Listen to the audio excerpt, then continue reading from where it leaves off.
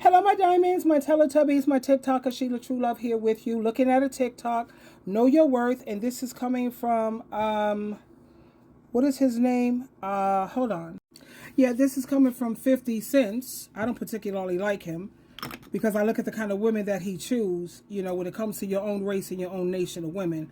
Yeah, and trying to, what's wrong with you dating people your own complexion, your own skin tone? So I don't care too much for him personally. At the same time, the message that he's saying right here is interesting, and this is definitely for educational purposes and for critical review, because some of the things I agree with, some of the things I don't. Let me share this with you.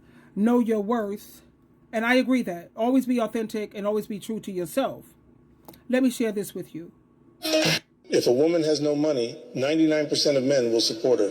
But if a man ain't got no money, 99% of women won't even look his way.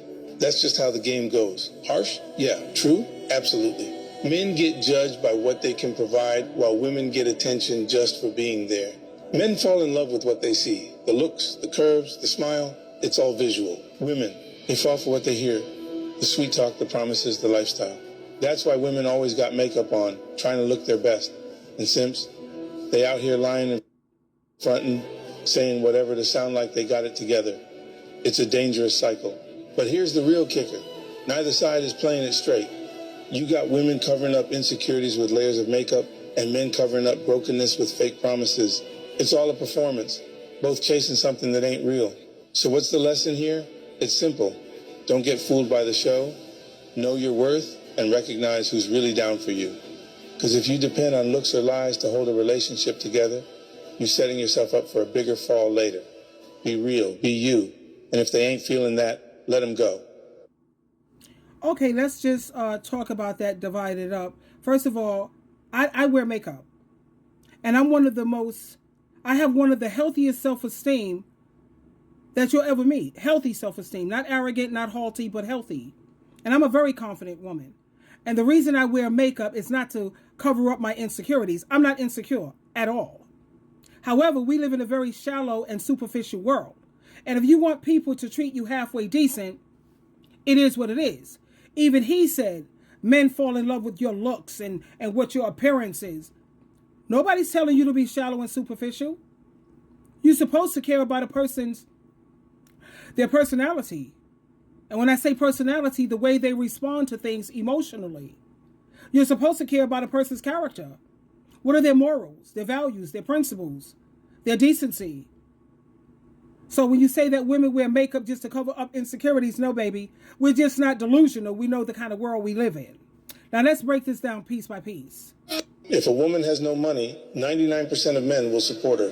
But if a man ain't got no money, 99% of women won't even look his way. Now let's talk about that. When Adam and Eve sinned, Eve was given her punishment. Her punishment, when you give birth to children, you're going to have pain. You're going to reach out for your husband, and he's going to treat you badly, pretty much. And that's her punishment. And then you have men, your punishment is you're going to have to work from the sweat of your brow. Let me just get that for you. Now here you'll notice at Genesis chapter 3, verse 16. And it says, I will surely multiply your pain in childbearing. You will have pain in your childbearing. In pain, you shall bring forth children. That was Eve's punishment and women's punishment. Now, this highlights a significant aspect of womanhood, the pain and struggle that often accompanies pregnancy and childbirth. And then there's more. The scripture also continues to say, this is our punishment. Now, he wants us to take our punishment and take his punishment too. When you pay attention to what the scriptures say, then you'll understand why women expect you to be providers. It says, your desire, this is for the woman, your desire shall be for your husband, and he will rule over you. Read it from different translations. It means that he will dominate you. And what is dominate, rule, and control? That's abuse. And that's why women put up with all of this abuse. I guess that's a part of their punishment. So to avoid that, just stay single. And for the man, this is his punishment.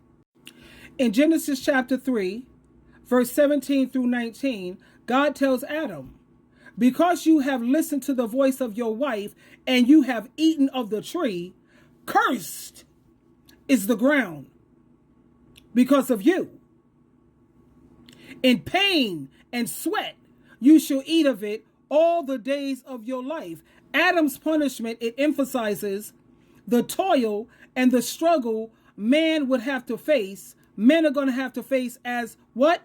Providers. That's your job.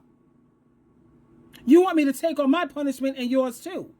Now, if you want to, because some women, you could say, well, women avoid the punishment if she just chooses not to have children. Well, you could choose to stay single too, and you don't have to be a provider.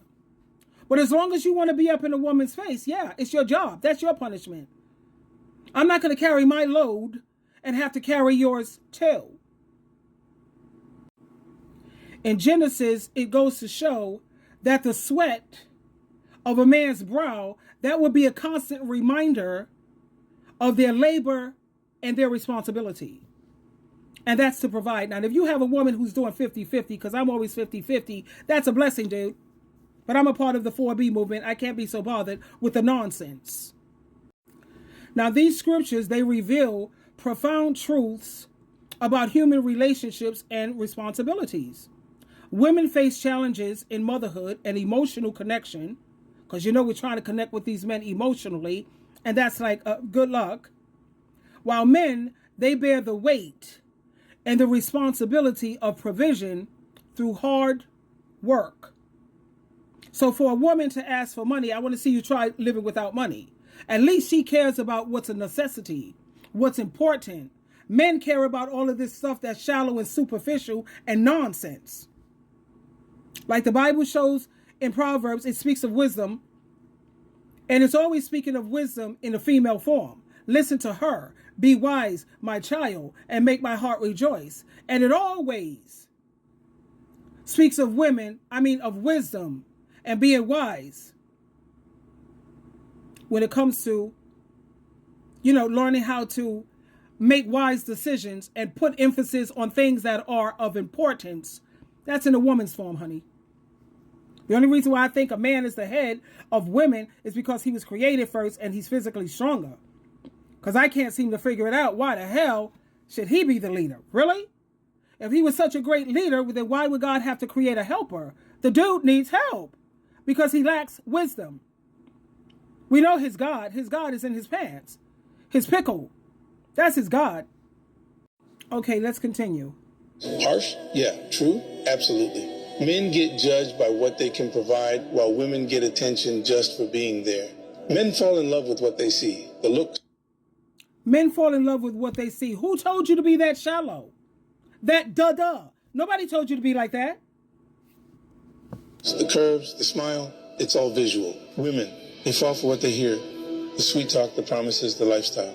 That's why women stop doing that, baby. Action speaks louder than words. When his words don't match his words don't match his behavior, don't listen to that crap.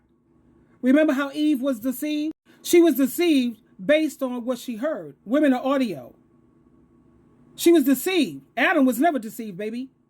He was following his God. He cared more about that than he even cared about God and Christ and paradise. God could have made him another woman.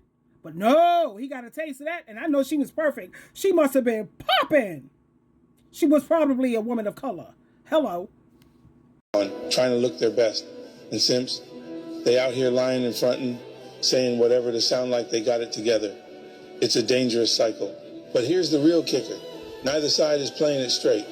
You got women covering up insecurities with layers of makeup, and men covering up brokenness with fake promises.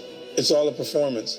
Both chasing something that ain't. Like I always said, baby, always keep it real. I think our parents always said to just be yourself, because when you're yourself, you're going to attract the right people who are just right for you. But if you're fake and you're phony, you're going to attract fakes, phony people who don't give a damn about you, not really. So when all is said and done, let's listen to the way God said things are supposed to be. Treat people the way you want to be treated. Don't do to people what you don't want done to you. It's just that simple. This is not rocket science. Twinkle, twinkle, twinkle.